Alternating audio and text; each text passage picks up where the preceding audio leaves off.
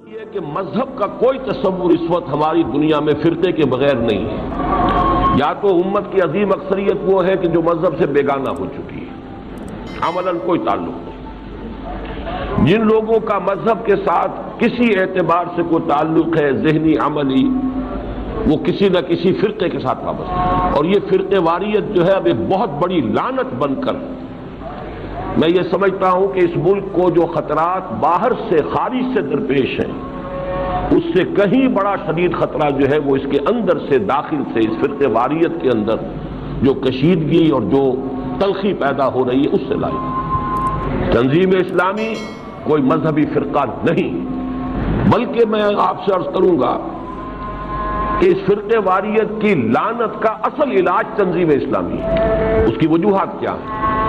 اس امت میں وحدت پیدا کرنے والی اصل شے حبل اللہ، قرآن۔ ہماری ساری محنت، میری اب تک کی مساعی کا اکثر و بیشتر حصہ رجوع القرآن، قرآن کی طرف لوگوں کو دعوت دینا، یہ حبل اللہ۔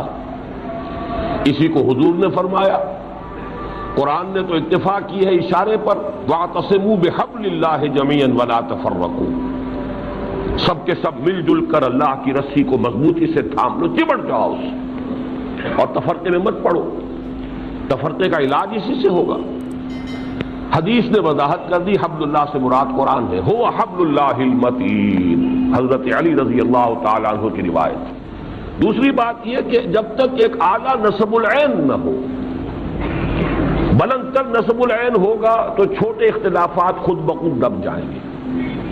اس کی بڑی پیاری مثال ہندوستان میں پیش آئی جب وہاں آئلی قوانین کا مسئلہ اٹھ کھڑا ہوا۔ کلکتہ کی ہائی کورٹ نے ایک مسلمان خاتون کے مقدمے میں ایک ایسا فیصلہ دے دیا جو شریعت کے منافی تھا، شریعت پر اضافہ تھا، کم سے کم منافی نہیں تو اس پر مسلمانوں نے ایک تحریک چلائی، احتجاجی تحریک، اور اس احتجاجی تحریک میں تمام مسلمان جمع ہو گئے کیونکہ اب ایک بلند تر مقصد سامنے آ گیا۔ چنانچہ یہ معجزہ ہوا کہ لکھنؤ جیسے شہر میں، جس میں ہر سال شیعہ سنی فساد لازم تھا، ہو ہی نہیں سکتا تھا محرم میں شیعہ سنی فساد نہ ہو لکھنؤ میں، ان سالوں میں نہیں ہوا۔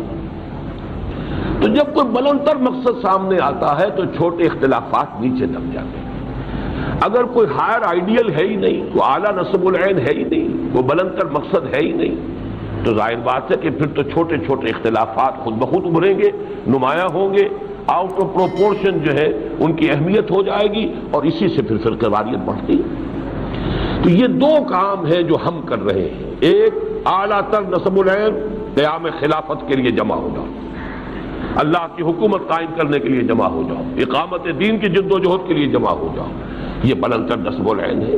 ظاہر بات ہے کہ اس کے نیچے کوئی حنفی ہے، کوئی اہل حدیث ہے، کوئی شافعی ہے، کوئی پرواہ نہیں۔